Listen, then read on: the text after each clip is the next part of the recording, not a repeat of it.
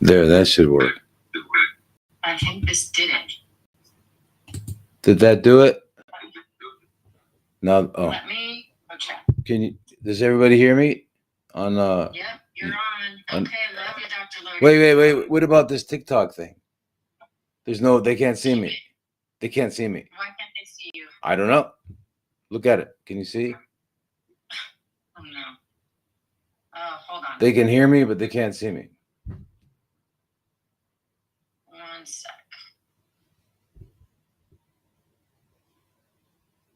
Can you stop sharing your screen real quick on Zoom?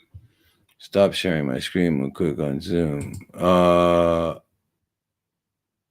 I'm not on Zoom anymore, am I? Oh, there we go. I see. Yeah. Can you see this? Okay.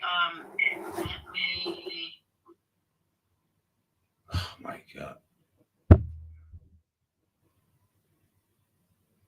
What does it say? It says let the game. All the way up. Yeah, show me that. Huh. Let me go see. Should I go off and then go on again? I think so. I don't even know. Okay. It looks like a really weird space. I know. Here. So let me TikTok. I'm just gonna go off and then back on. So, whatever. And yeah, and then let's go again. Shut up. Okay, so look, here I am. Look, it gives me this. I don't have this. If I say go live, what's gonna happen? Can you see it? That's I'm gonna go live now, and Send me. Okay, yeah, do it. Well, no, it'll do the same thing. Let's try. And then then it gives me this. Can you screenshot that and send it to me? Because it's difficult to see. It says everything on your screen, including notifications. Yeah, start broadcast. Start broadcast. Okay, that's what I did last time. 3, 2, 1, and there we go. We get the same thing again. Will you screenshot that and send it to me so I can see? Here we go. See, we come back with this.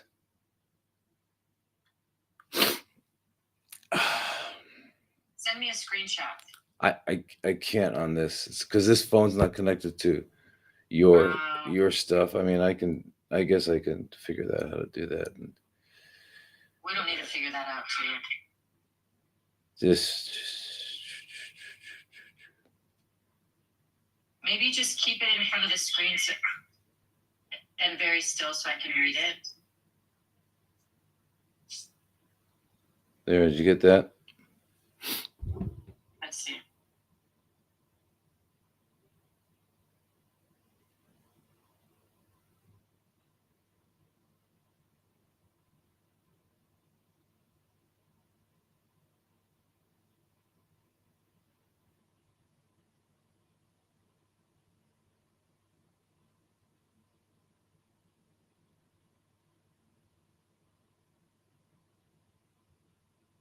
So I'm not even on this anymore. Settings. Wait.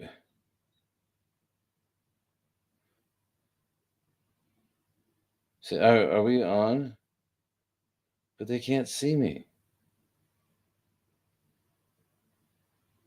I'm gonna let you know right now.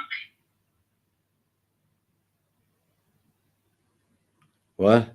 They can't see you, and nope. So what is it? I know, and I know they can't see me. What do I? Is there anything to do? Nothing to do. I think it's just TikTok playing with me. We may have to troubleshoot this. Yeah. Later, like for next week for TikTok. Pause. Go to settings. Pause live. Go to settings. Okay. If I go to settings, then what? Blocked accounts. I don't know. Comment. I'm looking into it right now, though. Interact. Jesus. What a way.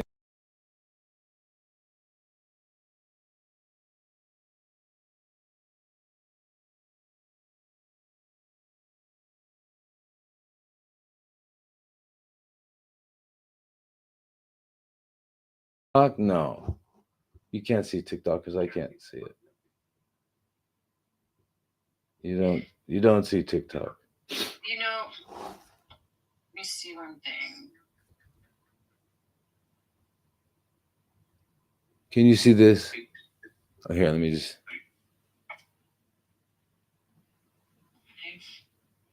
Wait a minute.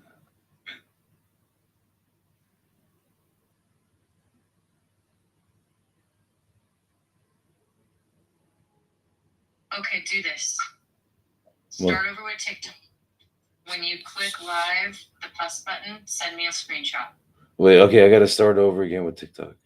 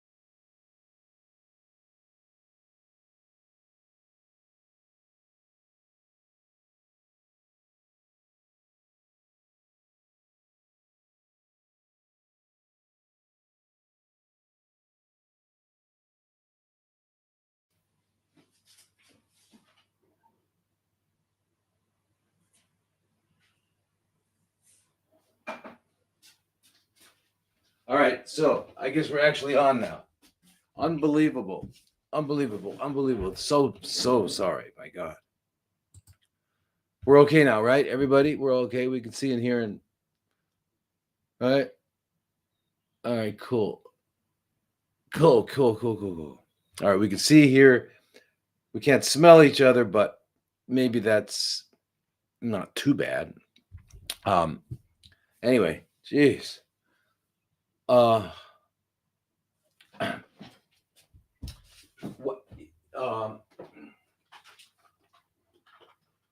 you know, my conclusion is that it's not Satan who's running this world, it's Murphy. You know Murphy. Remember Murphy? Yeah. All right, so Murphy's law. Murphy, I think, lives like right in back of me here. You can't see him. He's one of those invisible kind of things. But Murphy definitely is in charge of my life. Yeah, I'm serious.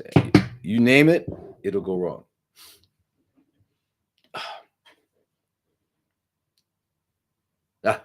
All right, so are we good, everybody? We are great. We're great. Okay, great, fantastic. So you're here. You see me. Here you see me on TikTok. Yes. Oh, good on TikTok now. All right, and then we're cool on what? I don't know why this doesn't move up. What? Okay, so we're okay on Instagram. All right, good. So I'm okay on it. So Instagram. Okay. Whoa, wasn't that fun? Just it's too much fun. All right. So anyway, sawadee kap, namaste, aloha, and welcome to Sunday Night Live. Actually, it's Monday, but you guys don't know it yet. We know it here. Yeah. So anyway, just as a reminder, everybody, it's really important. is that I am uh,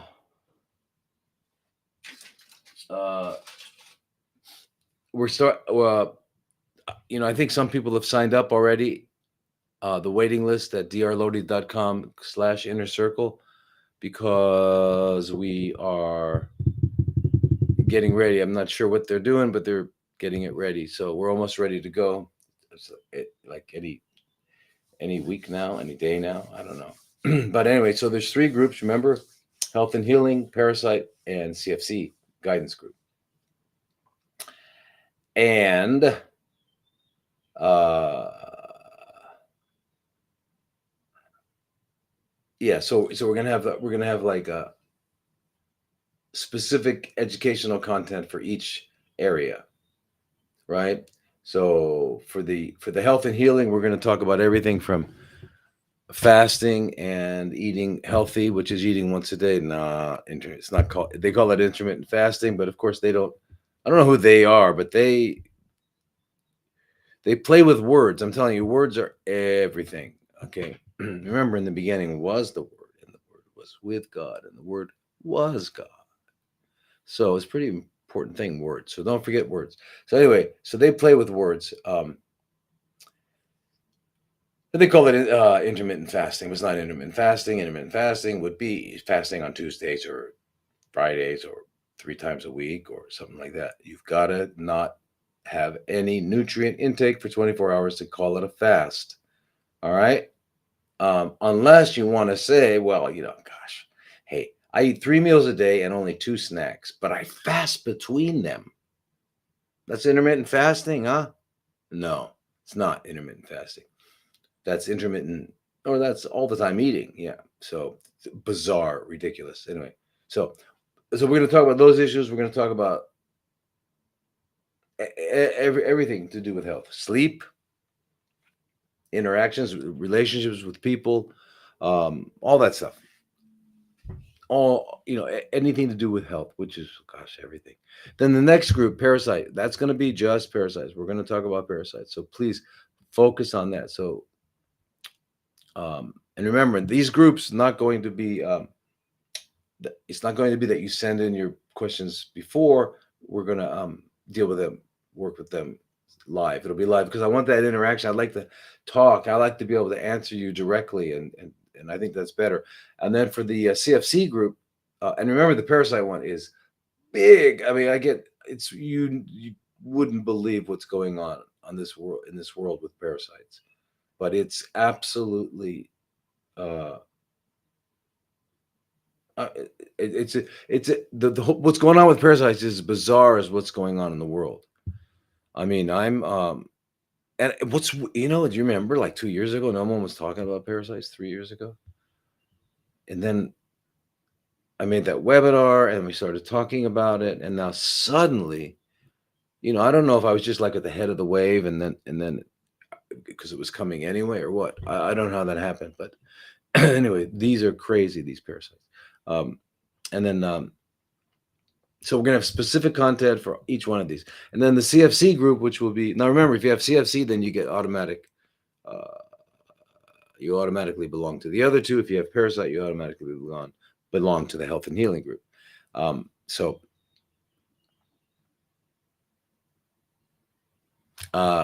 anyway, just go to drlodi.com and go to /inner circle and join that. Get it on the waiting list. Let's get this thing going.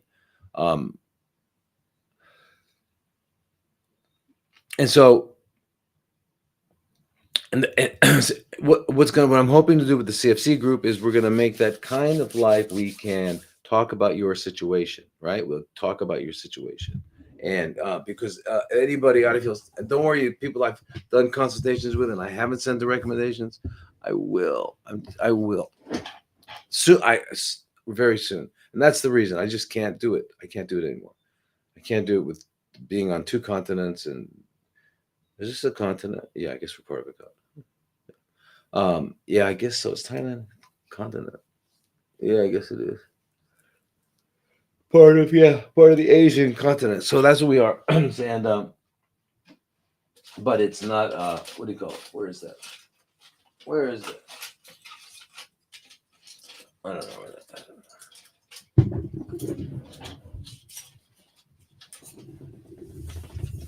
Oh, thank you. Thank you. So anyway,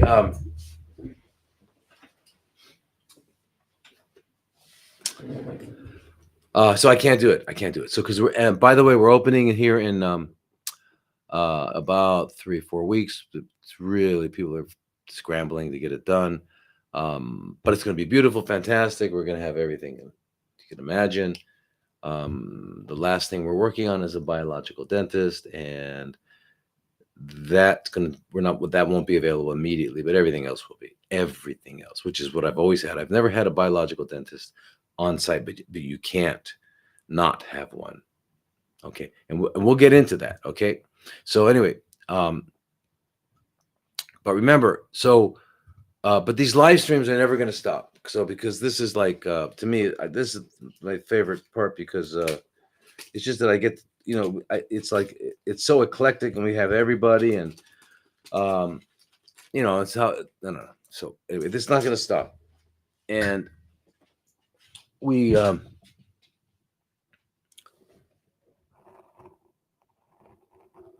what? Oh yeah, parasites. Yes, Angel. Yes, parasite. We're gonna join that parasite group. I'll talk about it a little bit today, because I think a couple of the questions refer to them, right? Which is, yeah. So I'll get to that, Angel. So the Sunday Night Lives, Monday Morning Asia, yay, are Facebook, YouTube, Rumble, Instagram, TikTok, LinkedIn, right? Those are all at Dr. Thomas Lodi. And of course, Twitter X has to be different, at Dr. Thomas Lodi, MD. Anyway, and all of these, except for TikTok, will replay immediately. So, right, you'll have them, they'll be recorded, right? So you can, and then of course, now podcasts are, I just did another podcast with Dr. Emma, which you guys got to see. Dr. Emma, the it's just my opinion, my opinion, and I know it's limited. I haven't seen every biological dentist in the world. I haven't. I've known many, but I've never known anyone who does the breadth, depth that she does. She's a head physician. Anyway, we had the second part, and it was on root canals, cavitations, and gingival, gum inflammation, and its relationship to CFCs, but also other things. It's pretty much related to 80% of all systemic illnesses. We know that, right? The mouth is pretty important. Why? Talk, breathe, eat. Yeah, pretty important, right? Okay, so listen, you can get those podcasts we on. And then I'm going to be doing one pretty soon too. I'll tell you about in a minute. Now, so I want to answer questions, and but if anybody's got a serious problem now with CFCs, and you're in near around the United States, call an Oasis of Healing, right? And you'll probably speak to a guy named Andy, who's a wonderful guy, been with us a long time. He knows, he knows it. He knows what we're doing over there. So he's a very good guy to talk to. You'll like it, but he'll be able to get you in right away, because if you've got that, if you've got CFCs right now, and you can't get a consult with me now, you can through there. If you go through there, you will, and then pretty soon, a couple weeks, 3 weeks, you'll be able to do the same thing with at Oasis Healing Asia, which is what we're calling it over here. All right, and it's going to be an unbelievable place, I'm telling you. So you're going to be happy if you show up. Hey, and you don't have to be sick. Come by, because we're going to have a raw restaurant for the public, and we're going to have a raw yoga studio and a raw yoga, a yoga studio, meditation classes, and we'll also be giving just lectures and from different people. Master Sanjeev is with us, part of our group in Oasis Healing Asia. He's got a master's degree in Vedic sciences, plus he's Indian and grew up there, and this is his thing, and he's very, very, very serious, knowledgeable, and knows what he's doing. I think he's been coming to Thailand. He's been here about maybe at least 12, 15 years at least. He's also got an ashram in India, and he goes back and forth, but he pretty much lives here in Thailand. And so he's gonna that's his side of things, but it's all under our umbrella. So we'll have all that available for people to. So you don't necessarily have to have CFCs for that. Now, regarding parasites, if you have parasites, where do I go to get help for that? Right. So here's how um, what I'm doing. I'm right now, one of the 100 trillion things I'm doing is trying to figure out how can I make a real parasite uh, program, right? Because it's I know I hear from you guys all the time, and I know you're dealing with regular doctors, and I'm almost hesitant to use that word doctor for most of them, because I mean they're just not fulfilling the role. They're not doing it. They're not doing it. No, they're not doing it. And you guys, if any of you are out there are doctors and you're just giving drugs to people and you're not listening to them and you don't believe them, I mean, check this out. There's a part of our brain. There's a part that separates our uh, cortex and the higher centers from the lower, and um,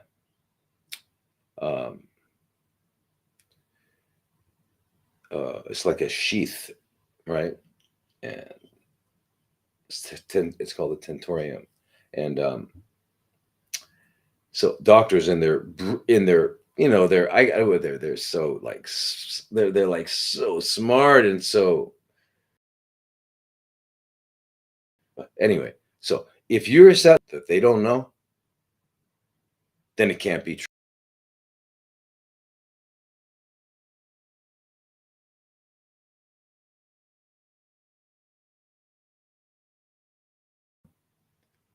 Uh,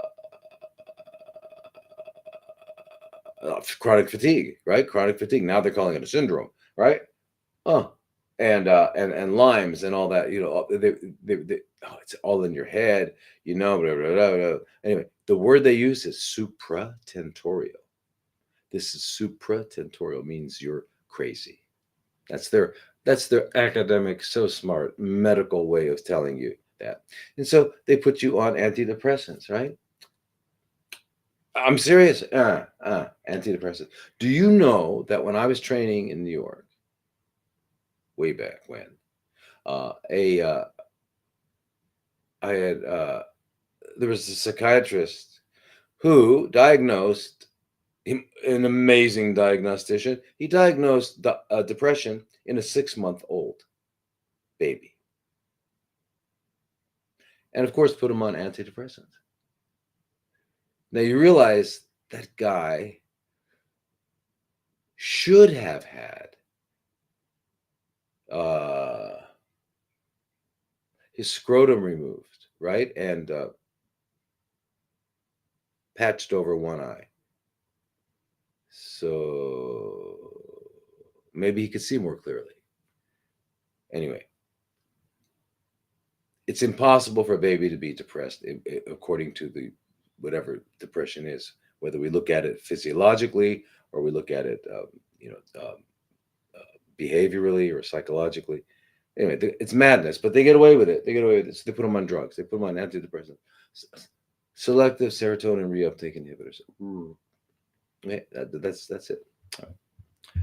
But anyway, so now you know what they're calling these people that have this here. Like this is, remember Morgellons? It hasn't left. It's around. It's alive and well. You know what they're calling it? And if you can actually, you're going crazy with it. They call it delusional parasitosis.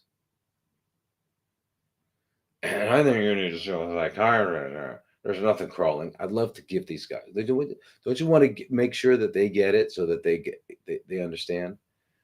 Um, for example, I work with one of the students that comes to me. Students, remember the word student is better than patient, because the patient sounds like you're this passive little piece of clay, and we're gonna like do something. I mean, it's an absurd thing. Don't let anybody call you a patient. Don't say and never say I'm a. We're not going to use the words. Yeah, I'm a Sagittarius patient. Remember, we don't use that astrological term. I just have to set that up for you guys at the beginning. In case your first time here, we don't use that word Cancer. We don't use the word Cancer because we know that Cancer is an astrological sign. Remember that. It's an astrological sign. Okay? It's an astrological. It means nothing. Is there another meaning for it? Tell me. That I don't know about. No, there's not. Okay. So, therefore, there is not in my body. I've got an astrological sign here. No, no. So it's nonsense. Okay. So, but it and remember, words communicate. Words communicate. So if I'm going to communicate to you, I've got to make sure that you and I have the same definition of the word, right? For example, the word meat, essence, right? The meat of the subject, the meat of the coconut, right? So for me, I just don't consider uh, the decaying muscles of a dead cow. I don't consider that the essence of that cow. So I can't call it meat. So what should I call it? Decaying muscle or corpse? I know. Oh, I know. There's some people out there. Some of you are, and you write me, and you're really upset because you think you're carnivores. But by the way, there's no one that you've ever met on a carnivore diet. Nowhere. Nowhere. Unless you went to the jungle and you watched lions eat animals alive. That's a carnivore diet. Okay, so carnivores eat animals alive. They have large stomachs, very short intestines, right? They pant. They've got a lot of uricase in their liver. They don't sweat, they pant. They don't have much stamina. They can run really fast for a short time, but they don't have much stamina. And they don't make it past 15 years of age. But the animal they are eating, if they hadn't eaten it, would have lived up to 90 years.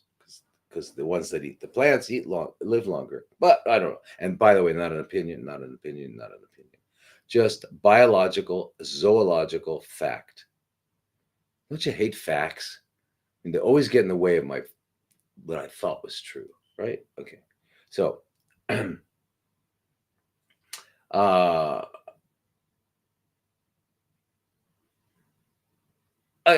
let's go. Enough of the nonsense, right? Let's talk about what are the questions. Oh, you know what I wanted to do? Listen, there were some questions that got left over from last time. Like when I finished, I always look at what's this thing here? I always look at to see what I there's some stuff that I couldn't read, that I might address, and I ran into a few, and by the way, our brain, I know, I think at one time we were referring to the what is the generation now again, you guys? It's I mean, okay, let's say the guys that are, let's say, early 20s up to maybe 27 or 20. I don't know. This is generation. That's not X. It's not millennial. Millennials are whatever they are. Z. I don't know. Why do we have to name everything? You see, words, we name things. We got to put a name on it. By the way, I want you to do an experiment with yourself. Okay. I want you to walk wherever you live. Okay. Go outside and try to walk a block. And try not to name anything you see. You're going to name it. That's what we do. We name it. And what do we do after we name it? Immediately, once we have a name, it goes through our brain and we put it on one category or another. And what are those two categories? Good or bad. See it, name it, bad or good, gone, done. It's called judgment. It's really, really, really a very, very psychologically, sociologically, physiologically unhealthy way to live. Yeah, I'm telling you. All right. So now, and why? Listen, you got to understand the brain, right? So the just think about the human brain, okay? It has approximately 100 to 200 billion neurons, right? And it's also got these neuroglia, which is makes up half the weight of the brain. And the neuroglia are these.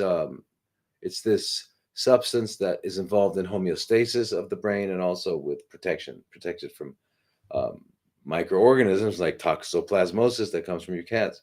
Um, and anyway, um, the but anyway, so imagine that. So you've got that many neurons. Now they connect to each one of those neurons can connect up to about 10,000 other neurons through what are called synapses. And synapses are just how one nerve talks to the next nerve. And so the nerve is processing the information, communicates to the next one with by putting a chemical out, and that chemical, called neurotransmitters, that chemical um, impacts the other nerve, the one that's synapsing with, and then that fires that it sends the message, right? All right. So so you consider that each neuron, if it's connected to about 10,000 other neurons, uh, there can be as and it's estimated that there's a I don't know. It's estimated that there's up to 1 trillion. Some people say 500 trillion synapses. All right, you got to understand that. Okay. Now, and these synapses are not big. These synapses are 20 to 40 nanometers wide. Now, a nanometer is 1 billionth of a meter. What is a meter? 3 feet, about 1 billionth of it. Okay, so 20 to 40 nanometers, right? So, just to get an idea of how small that is, 100,000 nanometers is the width of a piece of paper. Okay, so we're talking about really small stuff. Okay, now, so based on all this, they say that on this, on this, the neuroscientists. So the human brain can store about 4.7 billion books. All right, and so you understand what that means. So that means that the brain has the capacity of what's called 1 petabyte, and a petabyte is 100. Is it quintillion? 1 quintillion. Is it a quintillion? I don't know. It's got 15 zeros. I think that's a quintillion. Quintillion, yeah. Anyway, so 1 petabyte, right? This 1 petabyte of information. It's the same as 20 million 4-drawer filing cabinets filled with 13.3 years of HD TV recordings. Same as 670 million web pages. All right. So, I mean, remember I was talking about the estimate of I'm just going into the brain for a minute because I want you guys to appreciate. It's very, very important to appreciate what we have and to be in awe of it and say, "My," and you get a real. It just happened again. Anybody who hasn't yet figured out that the universe is intelligent. I mean, how if oranges come from orange seeds and guppies come from other guppies and bears come from other bears, where does intelligence come from? Oh, that's right, chaos, ignorance, random. Okay, yeah, and there's this other thing called COVID, and these are really going to help you if you get these. Yeah. Okay. So, all right. So anyway, so anyway, the low estimate is there's only about 7,200 synapses per neuron, and that would give us what is it? I forget how many that would give us. But I like the upper number. The upper number is that if the upper number was where um, we come up with what is it 70? They think as high as 17,500 synapses average per neuron. Okay, so that brings us up to 2 quadrillion. So anyway, as it turns out, oh, by the way, one synapse, and I mean, these are studies. I mean, it's they're peer reviewed studies.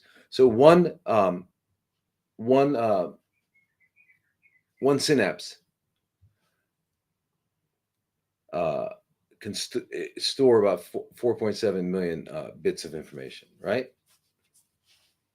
So let's just say you have 125 trillion synapses, and you have 4.7 bits of information per synapse.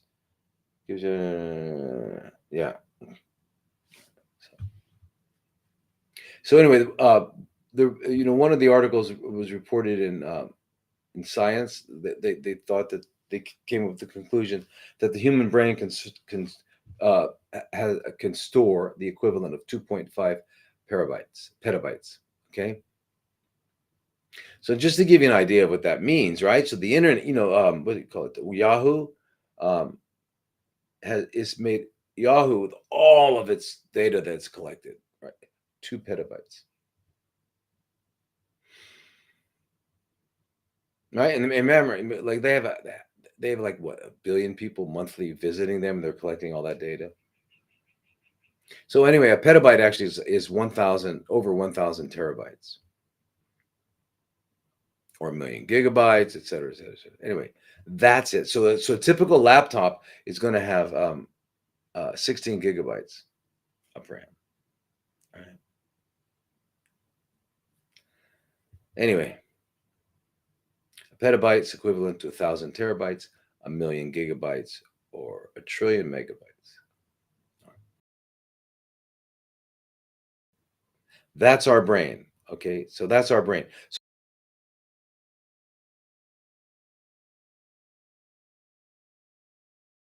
energy, all of our creativity, all of our intellect, all of our sweat and tears on producing machines, producing things out there that are going to, I don't know, what we're expecting them to do, live for us. I got a walker. I can just sit in my chair and just do this, right? Yeah. What do we want machines for? Why don't we just live? I mean, walk. Let's live. Let's be alive. While we can be alive, we can walk. And all of anybody out there who's got CFCs or severe parasites or whatever else going on, what a blessing it is to be alive. And let's take advantage of it. Let's use these legs and arms, and let's move around, and let's do things. Let's not make machines that are going to uh make it more.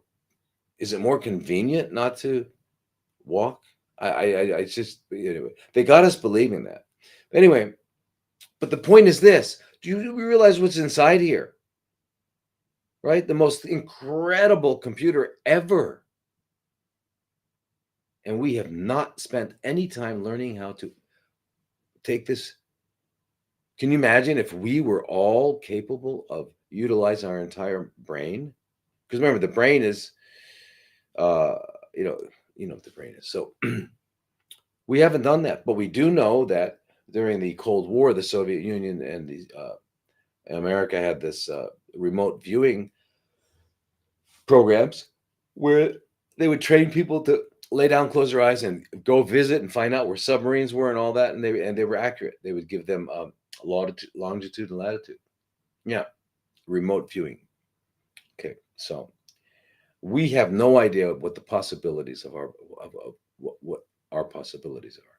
We have spent no time on this incredible gift, this body, this brain, this mind, this heart, this all that we are. And by the way, the electrical energy that's generated from our heart and is actually more than the brain. Yeah. And then together, this complex is just wow. I mean, we are like incredible beings, and we haven't touched it. We're working on making these things out here. So what do we make? We wind up making computers, and what are they going to do? You realize had we all this time, these thousands of hundreds, however millions of years we've been here, had we been working on becoming becoming realized beings, we'd all be talking right now, but we wouldn't need these computers. Nah. And if I wanted to see you, I'd just be there. We can do that. We're capable of that, but we don't know it. So we're building machines, and then we admire the machine, and then we worship the machine. Now let me see who was it that was talking to about that? Admiring, worshiping. Oh, that's God. Yeah, yeah, God. Remember God? Oh, some of you don't know about God. By the way, God's not male, female, or anything like that. Male is it's the only one that's what's the word? I forget the modern word. Anyway, I like the word from from India. It's called Advaita, which means non-dual. But um, anyway, so anything thou shalt know the God but me. Idols. Okay. So anyway, we idolize this computer. And by the way, we've already given it over everything. You know that your cars, traffic lights. Uh, I mean, landing, your airplane landing, your airplane flying, everything is connected, and the computers are running it. That's right. So we're not. It's not going. AI is not going to take over. It has already. All right. So um, let me find some of these questions. Okay, that they were saying. So here, somebody was saying to me, okay, they cannot get a doctor prescribed diflucan. I'm not sure if you're on again, but okay, yeah, with doctors, So again, 1mg.com, alldaychemists with an s.com, and there is another one. You go to these places, and yeah, they're gonna prescribe you one a day for 1 day only. Yeah, because we have to be what? Conservative. No, no, no. The word's not conservative. The word is stupid. Yeah. I think you misspelled that. Conservative means, I don't know. When I was young, conservative meant you had short hair and you wore a tie. But anyway, I don't know what it means now. What did I want to show you? Oh, yeah. Oh, yeah, yeah. Here it is. Here it is. I, would, I have, come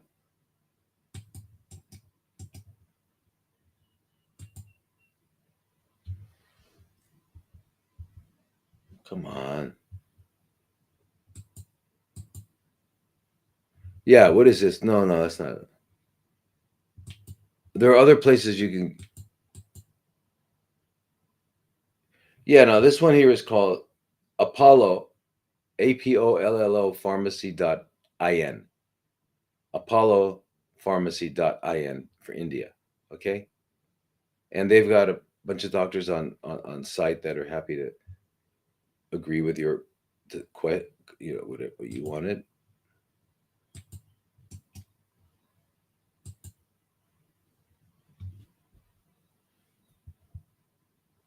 And then I told you all about niclosam.com and not niclosam.com. It's a Lithuanian company that you get niclosam. And then you know about the Happy Healing Store.com, the Happy Healing Store.com for fenbendazole. Anyway, um, yeah, and they've also that okay. So I know I know. All right. So now, other questions were okay. Now here this poor person. Parasites are killing us. Please help me. I'm literally dying, and I have no quality of life, and I can get no one to listen and cannot afford to try to pay someone to pay. Yeah, I know you're just. It sounds. I all I can say to you is that you got to get a hold of these drugs. ivermectin, fenbendazole, or medbendazole, or both, niclosamide. Don't be worried about whether or not they're going to hurt you. Be worried what's going to happen if you don't take them. And then you can add in, you can add another one. That's good 3 um, anti-worms, anti-helminthics, nitazoxanide, or tinidazole for the protozoa or the single-celled organism, and then you need fluconazole or nystatin, or depends on what you have, right? For the antifungal. You got to just get on these 3 weeks on, 1 week off. Sounds like you're going to need them maybe 4 weeks on, 1 week off, 4 weeks on, 1 week off, and for 2 years or something. I don't know. I don't know your situation, but I wish I could, you know, talk with you. Okay, another one from Joey. I'm insulin resistant, PCOS, polycystic ovarian, and pre-diabetic, and hair loss. I'm being told less cares what to do. Okay, so you're insulin resistant, you're pre-diabetic, and you've got hair loss. Okay, so if you're insulin resistant, that means it's your diet. Okay, that's how you become insulin resistant. Insulin resistance is a homeostatic response by the body to ensure that we don't take too much glucose into the cells. Otherwise, they'll die. Okay, they need as much as they need, and any more than that. All right. And when the glucose molecules get stuck onto cells, they call that glycosylation, right? And that's why when they look at the hemoglobin A1C to see if someone's diabetic, the hemoglobin A1C, since red blood cells only live 120 days, then they can get an idea of what was. So if you've got your hemoglobin A1C, they're looking at how many glucose molecules are stuck onto your red blood cells. That's your hemoglobin A1C. And that kind of gives you an idea of how high, because they only get stuck if they're not getting used. The glucose molecules that are not either going into cells to do cellular work or getting stored as fat. And then there's excess around, they get stuck to cells, and that's called glycosylation. One of the theories of aging is that glycosylation forms like a web between all of our cells, and kind of but anyway, so yeah, so insulin resistant, excuse me, so the best way to deal with insulin resistance is to make sure you don't, first of all, don't eat any cooked carbs. Well, don't eat any cooked food if you can, but at least no cooked carbs. No cooked carbs. Can you imagine that? What would life be like without cooked carbs? But it's very addicting. I get it, but no cooked carbs. And 30 years old or younger, 3 hours before sleep, you stop eating. 40 years, 4 years before sleep, you stop eating. 50 and above, 5 years. 5 hours before sleep, you stop eating. And you're going to put 18 hours between your last meal today and your first meal tomorrow. Not hard. You stop eating at 5 p.m. because you're going to bed at 9, and you eat again at 10 a.m. That's not a big deal. Or, 11, 5 and 11. Not a big deal. Or 6 and 12. Okay, it's not a big deal. You can do it.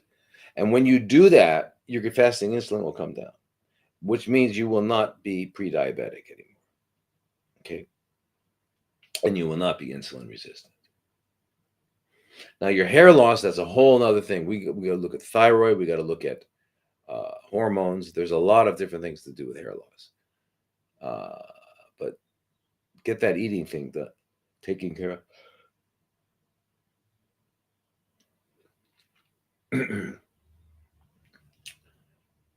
Same person, Joey. Can someone chat on oxalates? Okay. I did a little bit last week, and I will extensively in the video I'm going to make. but I'll also talk it on our health and healing group. Okay, but in the short term, I mean, just a summary. Uh, we produce oxalates in the body. Um, they're also in many foods, many plants, and if they mix with calcium in the liver, they cause what are called calcium oxalate stones, the most common. But we know that requires dehydration and it requires acidity. So you've got to be eating really badly and be dehydrated, and then you can get it. Um,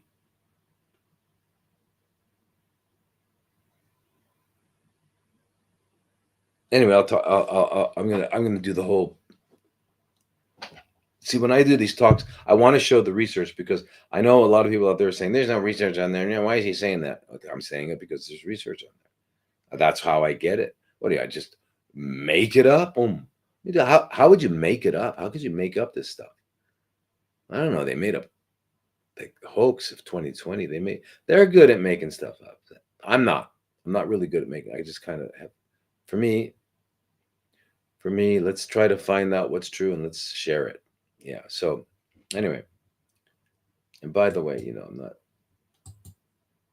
I've got no hidden agendas.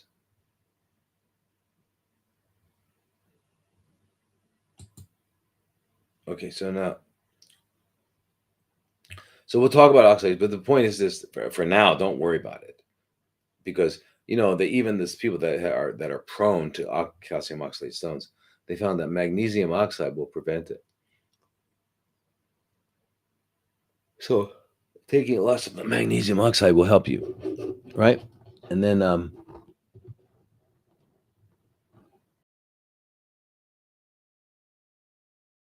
right, and then what was his other one?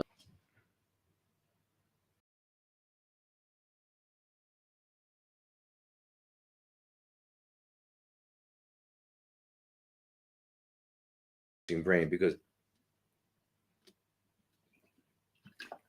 that's a little different. I mean, okay, what we've talked before about ketogenic diets, right? Remember, ketogenic diet is where you eat.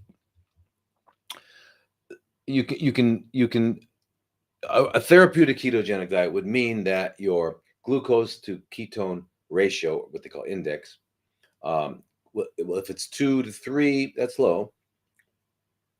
I mean, that's therapeutic for just like the general person to, not, it's better than with most people. It's really much higher for most people. Way more glucose than ketones. They rarely ever get into ketosis at all. Most of us who eat normally, most of those people who eat normally, they they get into mild ketosis early in the morning if they didn't eat like even if they ate late. Yeah, they might, but like 0.5 or something like that. But to get enough ketones that be more than your glucose is really difficult. Anyway, so if a ratio of your glucose to ketone is but less than 2, but higher than 1, that's pretty good for most other conditions. But for CFCs, you want to get it below 1. Very difficult to do. So if you're going to do that, and now, so the reason I say for brain, just because ketosis has been very helpful for all sorts of neurological conditions. Um, with children, seizures, and that's really where a lot of the original scientific literature emerged from. So I would say, um, uh, that's you could do a.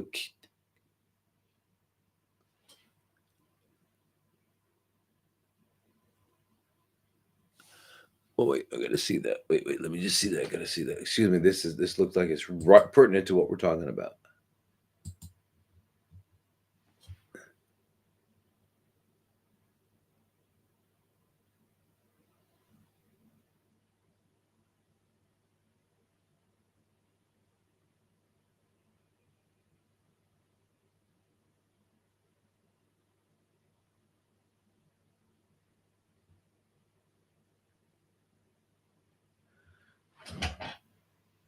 Wow, that's well. To answer your question here, here's a question: is it if God intended us to eat raw diet over meat, why is zinc and selenium more prominent in flesh and organ meats?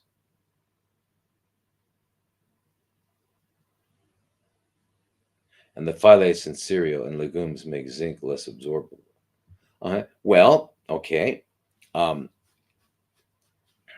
if God, you're saying if, I guess you have to go back and read Genesis 1:29. Okay, read Genesis 1:29. Genesis 1 colon 29.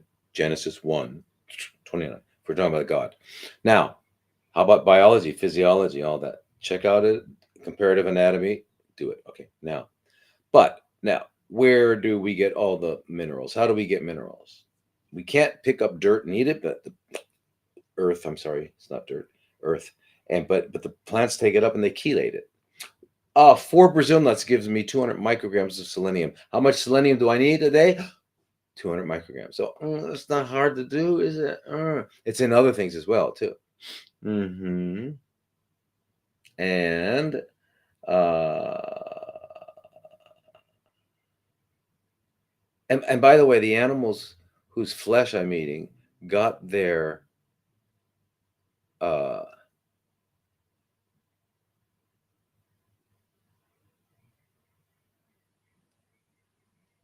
minerals from eating plants.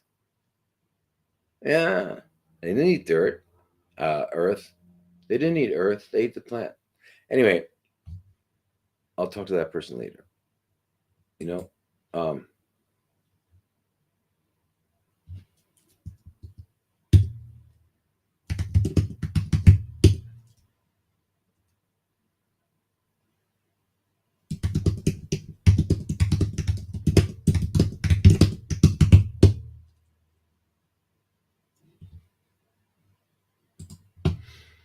so anyway,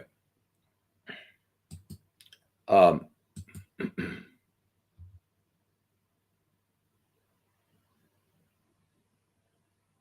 so for brain, you're gonna eat really you can just eat the same diet we should all eat, which is uh, the Genesis diet. Okay. Um, and by the way, all of you carnivores out there, you think you're carnivores or whatever you think you are, okay, you're proud to be corpse eaters.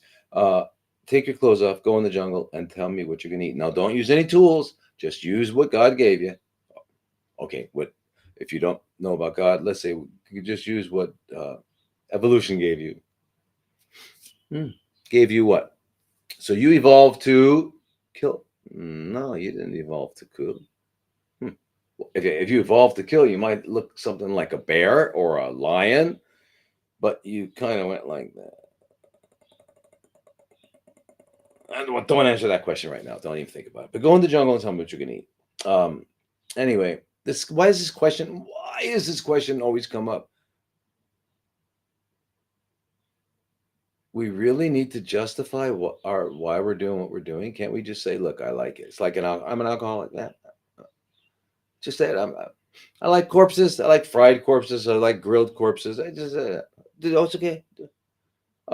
Anyway, uh, so that was that. And then this other one said, okay, this is Suzanne. What helps with brain swelling? And this might be uh, uh, it's an important thing and important concept to discuss, right? Now, you all heard of boswellia. It's also called frankincense, okay? Um, and what I love about it is that we can now replace, um, if someone has a tumor in the brain or, has had some kind of brain injury and there's swelling, it's called edema. Usually they get put on a steroid called dexamethasone. And pretty high doses, like 8 milligrams a day, or sometimes twice that amount. And of course, high steroids suppress your adrenal function, and you turn into looking like a Pillsbury Doughboy, and it's terrible. It's terrible. And then you can't, you you'll have a crisis. I mean, everything becomes a crisis if you don't take these pills. If you just stopped abruptly, you would die. They're just horrible. They suppress your immunity. They're horrible. Anyway, so but in the acute setting, you need to use them. But it turns out that Boswellia can replace it. You got to get up to about 9 grams a day and take it in divided doses. But there's, and it's not just something that, the botanists are saying too, because it's, there was a study back in 2011. The title was Boswellia serrata acts on cerebral edema in patients irradiated for brain tumors, a prospective randomized placebo-controlled double-blind pilot trial. Their conclusion was Boswellia significantly reduced cerebral edema measured by MRI in the study population. Boswellia serrata could potentially be a steroid sparing for patients receiving brain radiation. Wouldn't that be great? Yes. Now, that makes sense, because if you think about what happens is edema, it's caused by the cellular damage, well, either way, whether the tumor or radiation or whatever, is releasing cytokines and inflammatory, and all of that is, so if you go in and you eliminate that inflammatory response, the edema is over, right? Okay, so the other wonderful thing is that they're called boswellic acids from the Boswellia. They've been shown to be to stimulate apoptosis, to tell the CFC to kill itself, right? And then now the thing about the Boswellia, it's when you take it, it reaches a peak in 1 to 2 hours, and it's got a short half-life. It's only a 2-hour half-life, which so it means that to keep a good therapeutic level, you should be taking it multiple times a day. And by doing that, also, you're going to avoid the gastrointestinal side effects, which can be, what's going on here? What? Oh, I got to.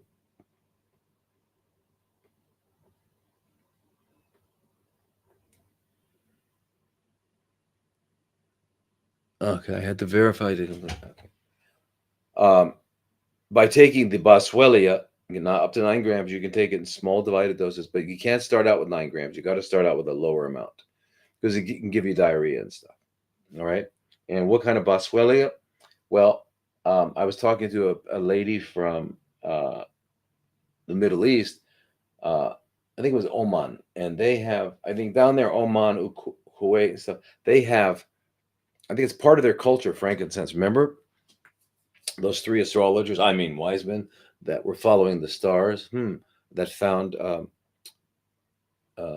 baby being born in Nazareth. One of the things they brought them was Boswellia. Yeah, it's called frankincense. Anyway, it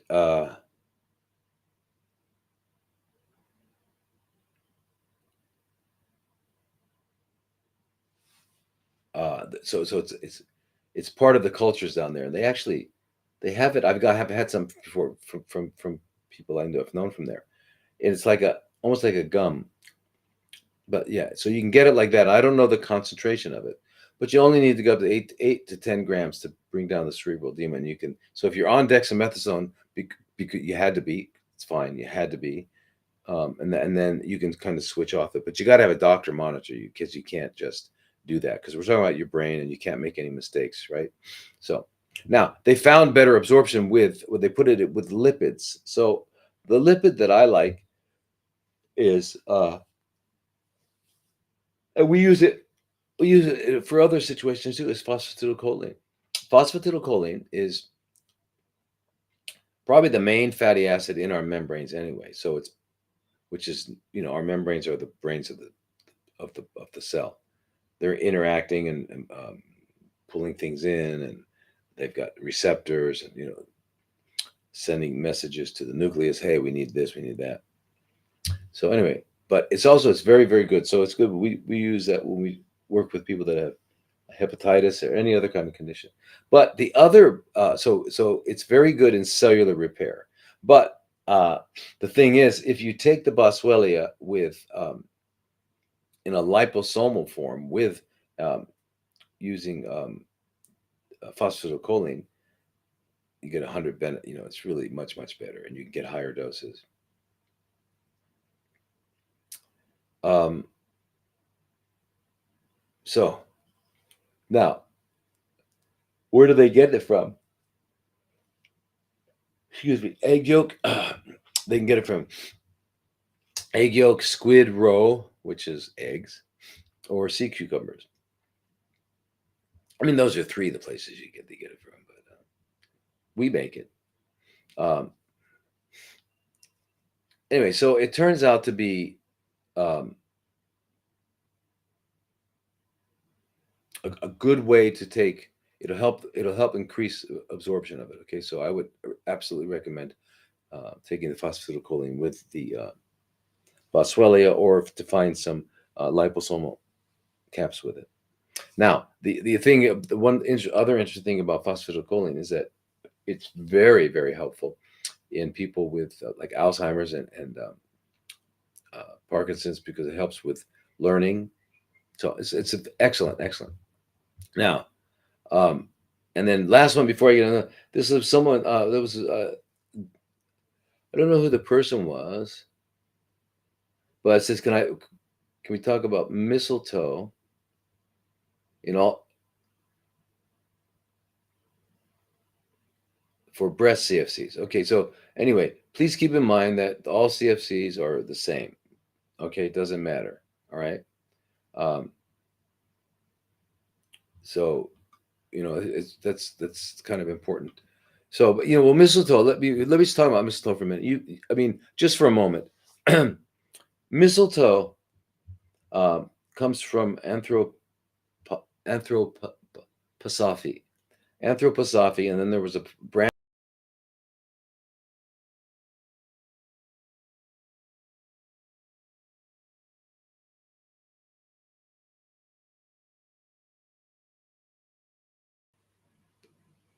anthropoth. What is it? What a weird word. Now uh,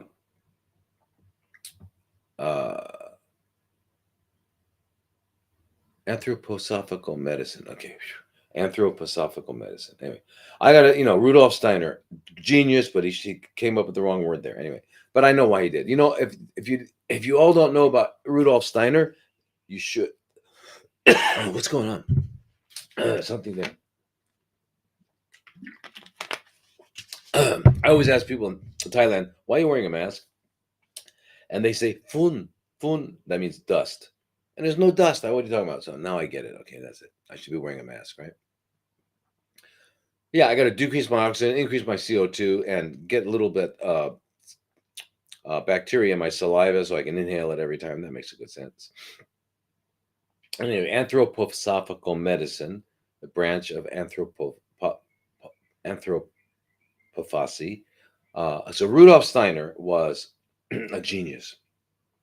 Waldorf schools, biodynamic gardening. He talked then. The things he was saying about EMF back then, unbelievable. And he really thought it would be the end of us, because you go back and read Rudolf Steiner. Really, really incredible genius. Uh, and and anyway, his anthropophagy.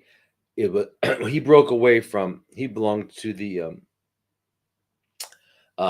Theosophy Theosophical Society, which was founded, I think, 1875 by Helena Petrona Blavatsky, and she was an incredible woman. She wrote several books. One's called The Secret Doctrine. The other one's called Isis Unveiled. I think she wrote little one. What was that little one? Anyway, so I read that a long time ago. But The Secret Doctrine, whoa, whoa, it's 2 volumes. And when she published that, I don't know, 1895. I don't know when she published it, maybe earlier. Um, she said, if these 2 volumes are received by the world uh, the way they need to be received, then I will release volumes 3 and 4, which she never did. But she wrote Icism Unveiled. Anyway, um, she formed the Theosophical Society with a guy named Alcott. Okay, the problem with Alcott is he was a Freemason, and you all know what the Freemasons are, right? Okay, Blavatsky was not a Freemason. Blavatsky was so actually she went over to in Chennai, India, and she founded. They established. I think there's actually the Theosophical Society is split into two. There's one in Pasadena, and there's one in California, and there's one in Chennai now, and that's one she went over and did. Anyway, so Rudolf Steiner was part of them, but he broke off because philosophical differences, religious differences, and things like that. So he brought and he used the word. And by the way, theosophy, theo is God, and then and wisdom, sophistry, wisdom. So it's the wisdom of God, is what it is. And it actually became, Blavatsky said it's not a religion, as she meant it, but other people were calling it a new religion, but it wasn't. Anyway, and then people followed Rudolf Steiner very much, and so anyway, so doctors that are trained in anthroposophical medicine are learn about mistletoe, which is uh, a parasite plant. Okay, and it um, yeah, and the thing it has is it has what are called viscotoxins. It's got flavonoids, which we know, so do all lots of plants, right? And grapes, flavonoids are antioxidant type things. It's got polysaccharides, which is just groups of sugars, um, and it's also got some membrane lipids that are important. Okay, it's been found to have cytotoxic capability, and it induces apoptosis, and it modulates the immune system. All right. So the main ones are, the mistletoe is Viscum album, right? And uh, the I guess the main ones are the Helixor, Iscador, um, Isorel, and Abnoba, which is Fraxini. Um, anyway, the studies. If you look at the studies, you want to know how this works with people. If you look at the studies, you got to remember who's doing the study and what they're looking for, right? So most of the studies are going to say it's there's no proof. Just like they said, there's no proof for vitamin C way back when. But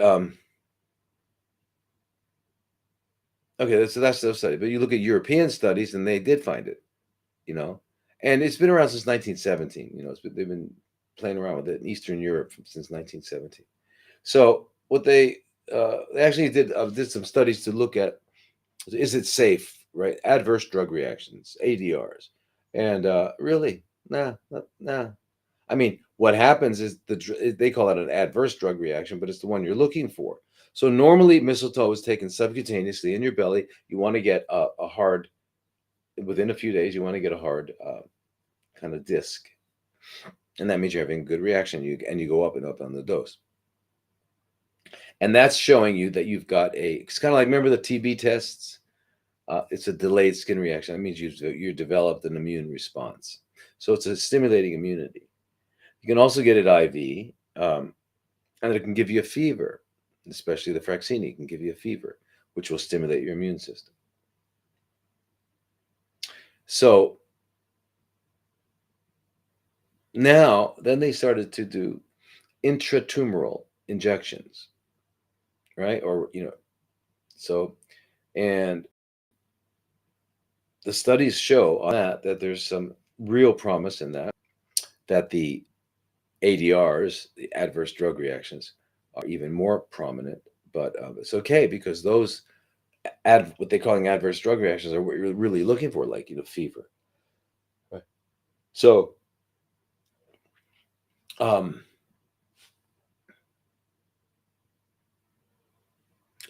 the intratumoral injections have been proven to be pretty good. Now, none of them really show. Here's the problem. So for myself and my own experience with it, it's hard.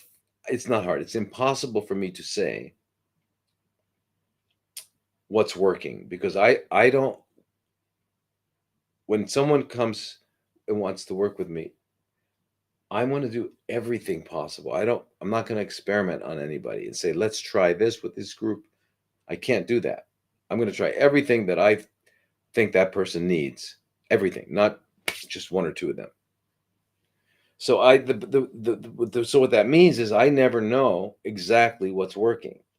It's you can get an idea because you know how things are going without it, so you can get an idea. But all in all, getting it subcutaneously in IV, I haven't noticed a difference. It doesn't mean there isn't one, but I haven't noticed it. I haven't been able to find it. But the actual intratumoral, there's um, you can see a direct effect. You can see tumor shrinking. Um, so and the doses when you do the injections can go up to 250 milligrams, right? The average is about 60 milligrams, and that's with the Fraxini and the Helixor. You can go anywhere from 50 to 1400 milligrams. The medium is 500 milligrams. Okay, so um, anyway, that's what it looks like. That's a misstep. So I think I wouldn't if you've got breast CFCs. That's just one thing. It's an adjunctive. You're gonna need to do other things for your immune system, such as if you can get a hold of IL-2, and you do low dose IL-2, which is 3 million units daily, 6 days a week, subcutaneously, and that'll cause fever too. Make you uncomfortable, but that's waking up your immune system, which is important. Okay. Um, IL-2, and then if you use IL-2 after about 10, 12 days, and we're looking for a test that'll show us when we switched from Th2 to Th1 polarity regarding our immunity. Okay, so our immunity, if it's Th1, that's going to get those tumors. Th2 is, let them be, let them be. So you want to go to the Th1. So how do we get there? Fever, fever, fever, fever. So, so we want to use this other product, which you may have heard of as GC-MOF. But when are you going to use GC-MOF? Well, if the macrophage is in the M2 condition, you don't want to wait. GC-MOF, by the way, is the GC stands for the protein. It's the vitamin D binding protein. The MOF is macrophage activating factor. Okay, so the reason we have to do that is because CFCs send out an enzyme called nagalase that prevents activation of macrophages. And that's a bummer because macrophages take a bite out of the tumor and they show it to the naive T cell so that the naive T cell can become activated. So if you knock out that one, you've knocked out pretty much the bridge between the innate and the adaptive immune system. And that's, but so GC-MOF goes around that, but you got to make sure that the macrophages is in the M1. So the way you make sure is you give them fever for a while. So I don't know about the so I've had to guess when your body switches from Th2 to Th1, right, or M2 to M1 in your immune system, because when it does, then you would give the GC-MOF, and then you're going to wake up those macrophages, right? So that we're looking for a company, a lab that will do that, actually can tell us. Okay, now, so you want to do that. You want to do thymosin alpha-1 to have more T cells, and you want to use methionine and enkephalin, which is MET5, which is a 5 amino acid peptide that's normally made by our adrenal glands, right? that normally is involved in mediating between the your hormone system, your neuroendocrine system, and your immune system. But what it does is it undoes the tumor microenvironment. By the way, that's what was when you're injecting into a tumor, if you can get it. Now, you can even do an internal tumor if you're using ultrasound, like a pancreas or ovary. But when you're doing that, you're going to affect the tumor microenvironment, which is really the goal, because the tumor microenvironment is what paralyzes the immune system. So we got to get to that tumor microenvironment. That's very important. So one way is injecting, but the Med5, which is like a dream come true, does all that. All the things that the tumor microenvironment slams down, it wakes up. It's fantastic. Yeah. But we just have to learn how to use it right. And the studies aren't showing us that. So we're going to have to find out. All right. So, yeah. Now, any other questions here? Okay.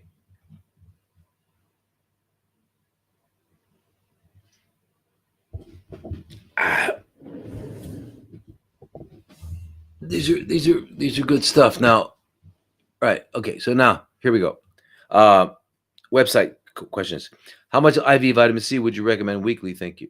All right. Now, everyone remember, the reason you're getting IV vitamin C is so that you can get your plasma levels up to 350 milligrams per deciliter.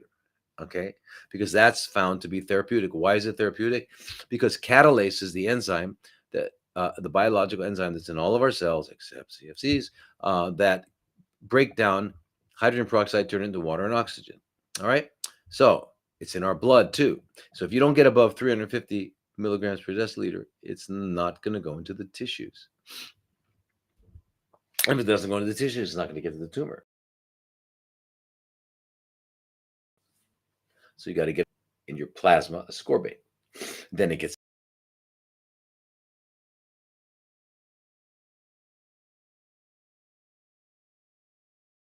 antioxidant. But when you give an electron to a ferric anion, cation, it turns into a ferrous, a different kind of iron. And that reaction there produces superoxide and peroxide. And tumor cells just don't have the enzymes to take care of it. So the reason you're getting an IV is for that reason. Now, if you come in and you're deficient, like everyone on the planet is, except for those who live the way we were designed to live, you don't have enough ascorbate. So you have what is commonly known as chronic subclinical scurvy. You got a scurvy, but not enough to cause you to bleed out of your nose, but you got scurvy. Low, minimal. And if you're stressed out, and having CFCs is going to do that, you're going to be, what happens when you get stressed? It goes to your adrenal glands. You produce cortisol and adrenaline, which is epinephrine. Well, in order to produce epinephrine, you need ascorbate. So without ascorbate, you can't produce neurotransmitters. Remember. So I've been thinking too. We're always looking at the serotonin reuptake, serotonin selective serotonin reuptake inhibitors. The drugs for depression, and there's a lot of depression going around. Well, I think what's happening really is two things.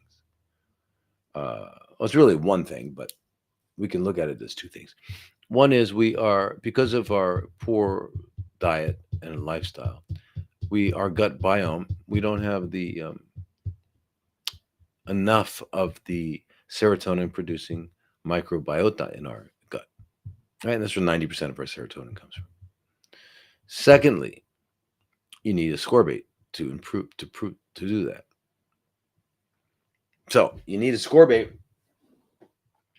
to make your neurotransmitters. So I'm thinking if you had ascorbate or eating right, then you'd take care of that. You'd have a good gut biome, and I don't think you'd need any drugs because you'd feel pretty great. You'd feel pretty fantastic. Yeah. Yeah. But anyway, So what I'm saying, Ava, is that if you're sipping 7 to 7, like we've talked about, you take 2 teaspoons of sodium ascorbate. Actually, it turns out that it doesn't last 12 hours, so we got to do it in smaller increments.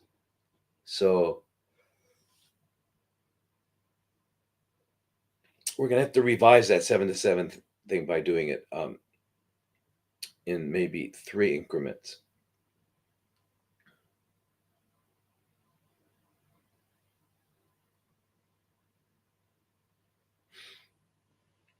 So the equivalent of 8 to 10 grams of pure sodium ascorbate.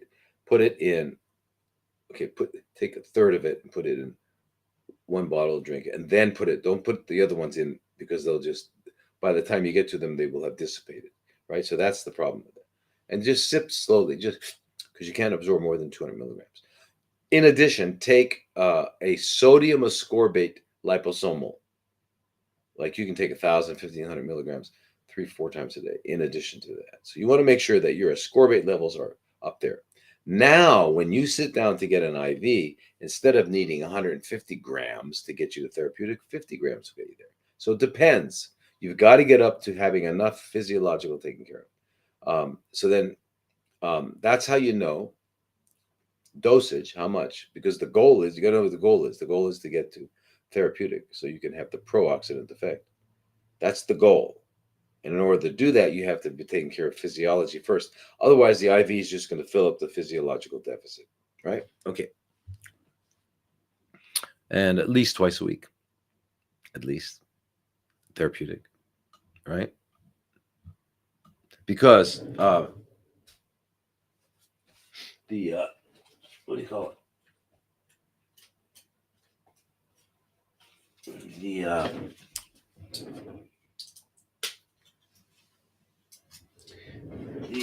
Where is that?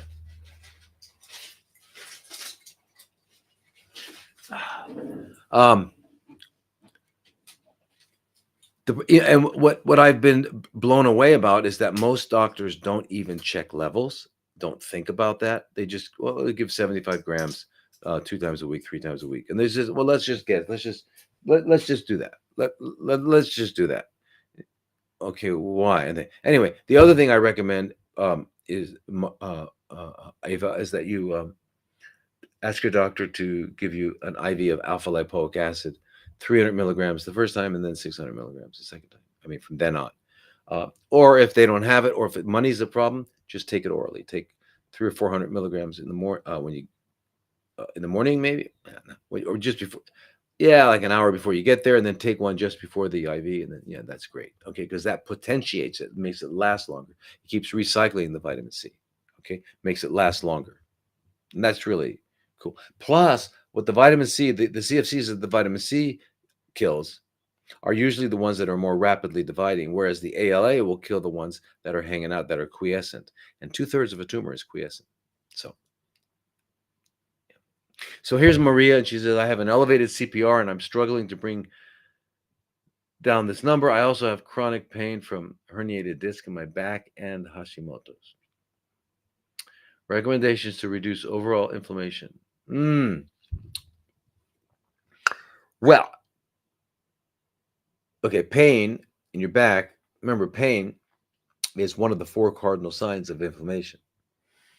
So that is definitely contributing. Now, I don't know if your CPR was high before and to what degree the herniated disc is playing, but it's definitely contributing. For the herniated disc, if you can find someone that knows prolotherapy or prolozone, instead of getting any operations, you can do that. Prolotherapy, PROLO therapy, or prolozone with ozone. Dr. Robert Rowan up in Santa Rosa, California, is a master at that, prolozone. But anyway, to avoid surgeries where they fuse discs. Anyway, the other thing you do, you got to clean out all the garbage. Okay, you got to, first of all, what's going on in your mouth? That's a good reason for having high CRP. Do you have cavitations? Do you have root canals? Do you have inflamed gums? That that you've got to make sure you don't have. So you got to go to a biological dentist. You've got to get a 3D cone beam CT and have it read properly. And secondly, we I would do a juice cleanse, at least 3 weeks, depending how what your body habitus is. If you're overweight, you could do, don't worry about it. You can do 3 to 8, 12 weeks. Even if you're not, you can keep going. You can do a 6 month juice feast because you're getting almost complete nutrition except for fat and fiber, and you'll get that later. So now in terms of supplements, remember, do the vitamin C. Make sure you got that. Everyone, make sure you're getting enough vitamin A, mixed carotenoids. And how do you know you're getting enough? Because you're at the upper limits of the reference range, around 98.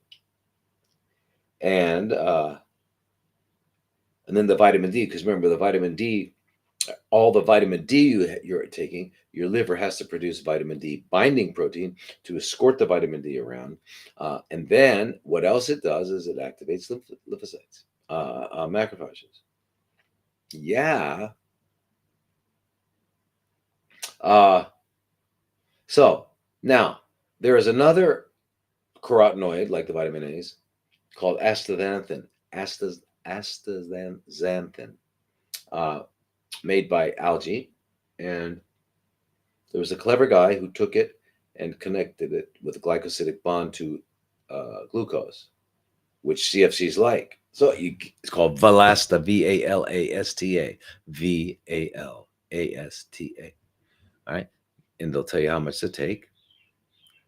But anyway, so it's connected to glucose. So the CFC grabs the glucose, and in goes the astaxanthin. And what does it do? The pH, the internal pH goes up to like really high, like 10 or 11. Cells dead. Yeah. So, and it's also powerfully anti-inflammatory. Powerfully anti-inflammatory. It's 6,000 times more anti-inflammatory than the ascorbate, vitamin C. Your poop will turn red, so don't be alarmed. Okay. That's what I would do. But you got to deal with the chronic pain. Now, you got Hashimoto's, meaning that's what they say. They call it that. Just meaning that the antibody, your immune system is really trying to compensate well for iodine deficiency that you had, which was resulting in hypothyroidism. And that attempt to immune compensate, you had high antibodies, and so they said, "Aha, that's the cause." Not the cause.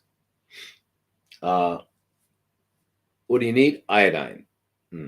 What else do you need right now until your to get your thyroid up to normal? You need to be taking thyroid. Good. Thyrovant, Thyrovanz. You can get online. It's made from bovine, organic bovine cows, bovine in New Zealand, and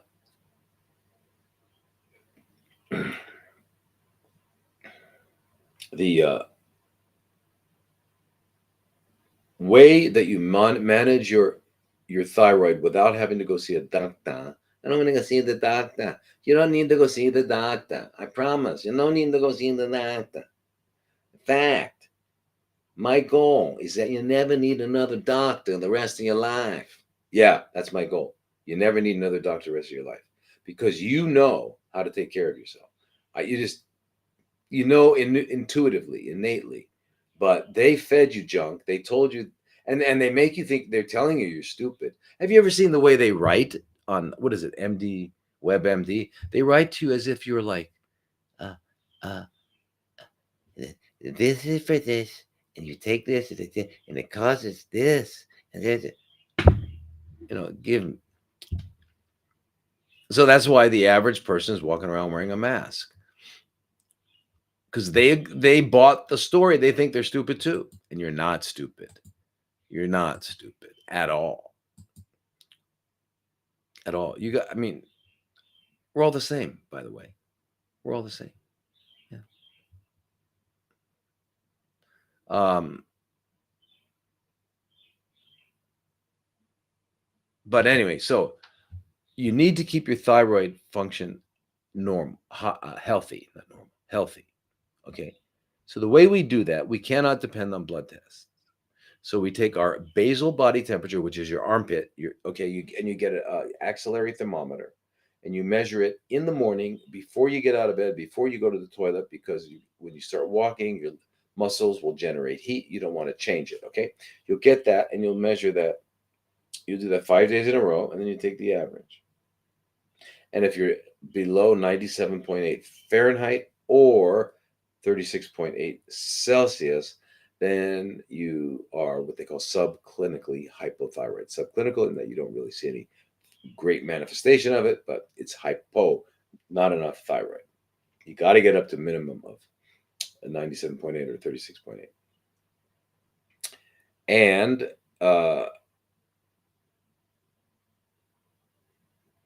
while you're replacing the iodine, and you can get the iodine in Lugol's or iodoral. Take 25 milligrams once a day. And then it takes about a year and a half, 2 years to get it up to normal. Once it's up to normal, you can go down to a maintenance dose of 12.5 milligrams a day. Because remember, the average Japanese is eating nori and wakame and all these different seaweed throughout the day are getting on the average of 13.8 milligrams a day. So don't let them tell you it's too much, right? Then ask them why the Japanese live 10 years longer than us if it's too much. Everything that we learned, everything that we learned is the opposite of the truth or irrelevant. What do I mean irrelevant? The day that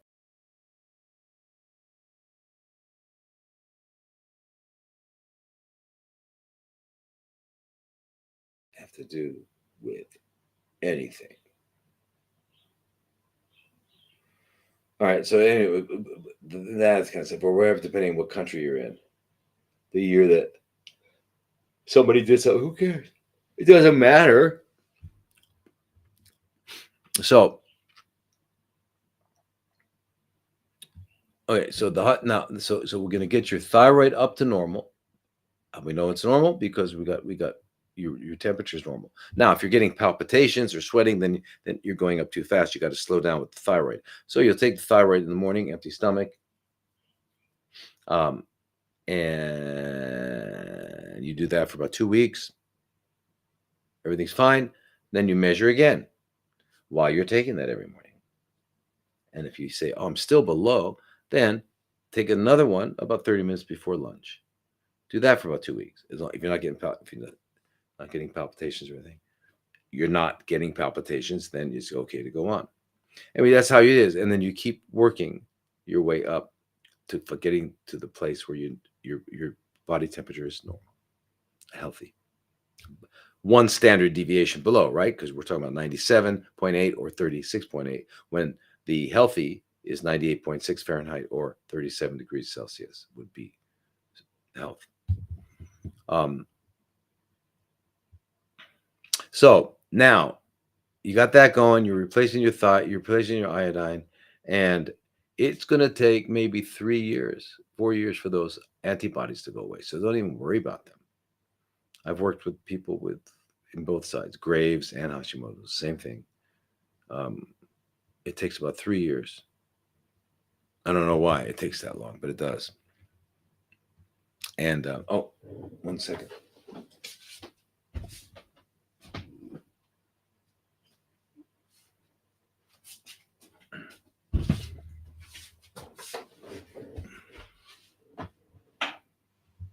Okay.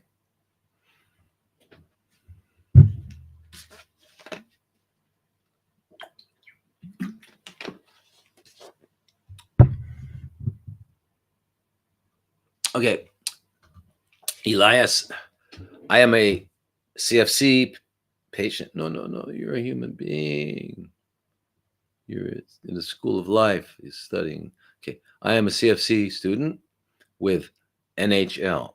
See, they got you doing it. They got you using their acronyms instead of saying non-Hodgkin's lymphoma, large B cell stage 4. Okay, so they gave you. You understand? They gave you this. It sounds like they know what they're talking about. Yes, I have NHL, large B cell. Oh my God, not large B cell. Anyway, it's a description of what the pathologist saw under the microscope, and he had to say those words because those are what his predecessor said. So I saw a video of yours talking about cocktail of drugs you give for parasite and worm cleansing. I noted the names of the drugs and the dosages. I wish to know how many days each drug should be repeated and if it's safe to take all the parasite and worm drugs together at the same time. Yeah, so Elias, I don't know if you had a chance to go to drlodi.com. You can see the webinar on parasites and zodiac signs, CFCs and parasites. But I go through everything on there pretty much. But you remember these guys are hiding their little. You take it 3 weeks on, 1 week off, 3 weeks on, 1 week off, 3 weeks on, 1 week off, or 4 weeks on, 1 week off, 4 weeks on, 8, 10, 12 cycles, right? You got to. And is it damaging? Well, why is the battery low? Why is the battery low? Excuse me. Let me just plug this in.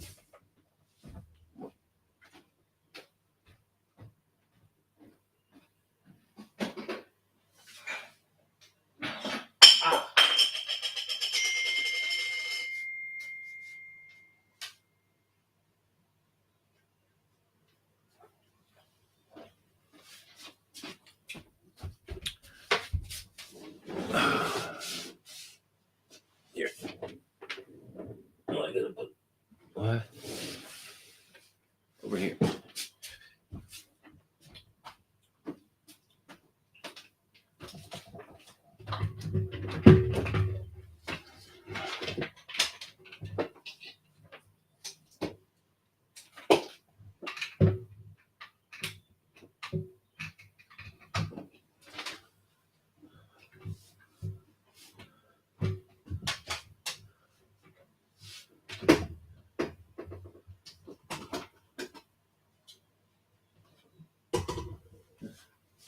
Let me switch them.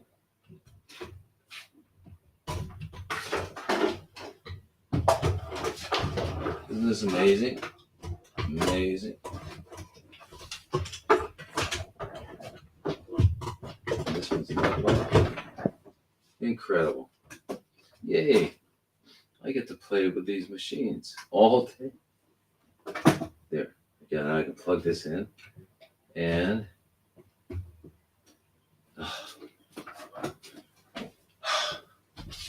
incredible. There we go. All right, there we go. Okay. What happened? There we go. Okay, great. Okay, now so you're gonna take these and remember that these worms and these protozoa and stuff are persistent. They've been around for a long time. They want to live. You're not going to find them.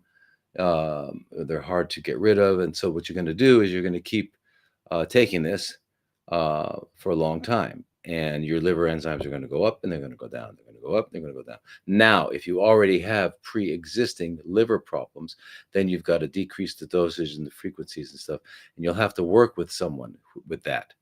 So I don't know the condition of your liver. I can't tell you what to take or all that. So that's what you have to.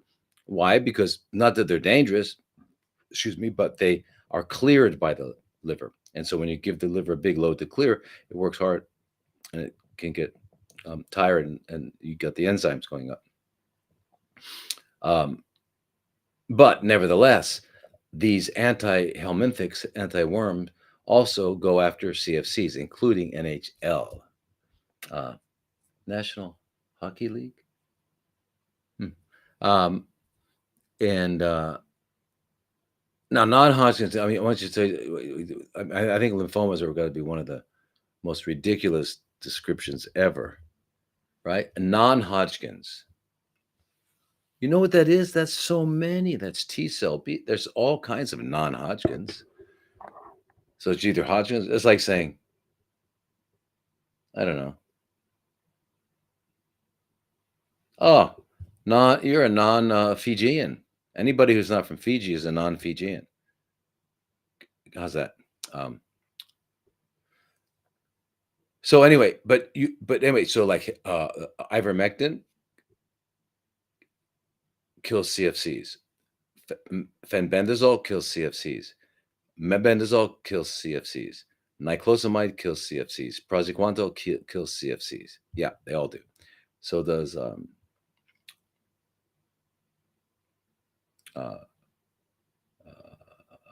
pyrantel palmoate, and the antiprotozoals are um, they're important because we have protozoa. And the reason I want you to understand the ubiquitous nature of protozoal organisms. Every, I would say maybe, well, just one person.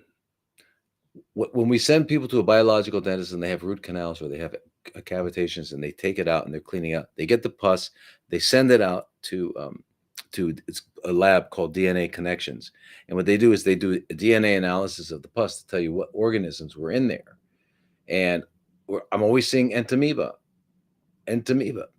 which is a protozoal parasite in the jaw for 20, 30, 40 years.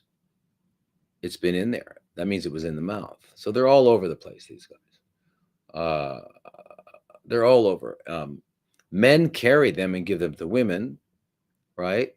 And then the woman has an odor, so she knows it, so she'll take care of it, but the guy doesn't know it, and if he passed it on, and we've seen that can result in prostate CFCs. And if the woman doesn't take care of it, it can result in cervical CFCs. So you got to take care of these parasites. Tinidazole will do that. Alinea, which is nitazoxanide, will do that. All right, so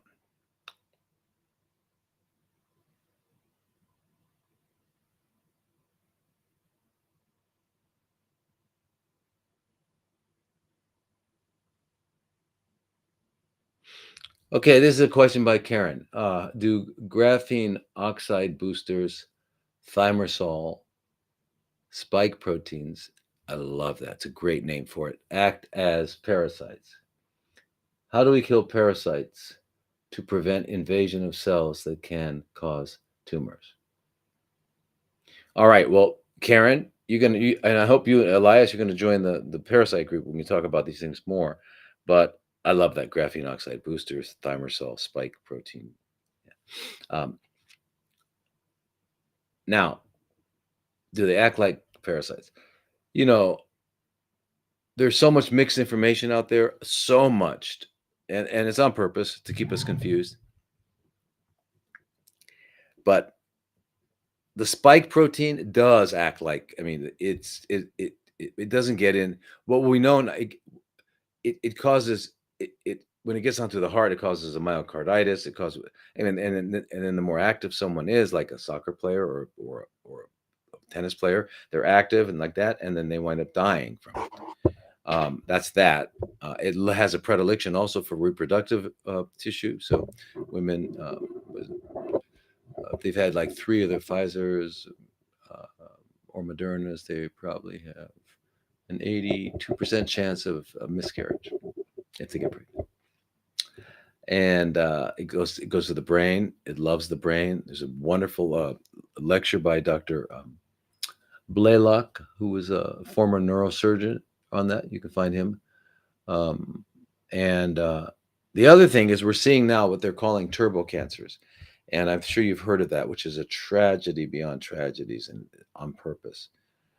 And so we're seeing 25-year-old young women with ovarian CFCs, which you don't usually see in young women. And you mean, not that you don't usually, you never see in young women. And of course, they present with stage 4 and like prostate CFCs in a 22-year-old male. I had a 17-year-old girl, a woman, 17-year-old woman, adolescent, uh, with colon CFCs. These are for older people.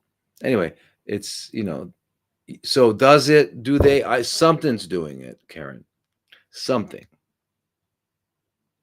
in there, and we don't even know. We now know that who was it? Is it the Pfizer or Moderna? I mean, they admitted that I think it was Moderna. They admitted that there was some um, SV40 in the DNA that was part of the fragments of their DNA. Wait, so I thought it was an RNA. DNA. SV40 is simian virus number 40, which is the same that was in all the polio um, injections, and that are known to be carcinogenic. So that probably part of it. They put a cocktail in there that is just, yeah. So what do? You clean out everything, everything. You go to the best biological dentist in the world in Glendale, California, Dr. Emma Abramayan, and or you go to a good, you find a good biological dentist. You make sure they don't. You look under services. They don't put in root canals. They don't save root canals. They don't put in metals. They only use biocompatible material that they've tested your blood for, and they use ozone. They use ozonated water, ozone gas, and that they seal up the whatever work they were doing with your platelet-rich fibrin from your blood. Um, and well, I mean, just for the mouth part. But they should also look at your cranial bones, tongue placement, airway. But but you look under services to see if you got someone there. They should belong to the IAOMC, IOAMC, International, IA, International Association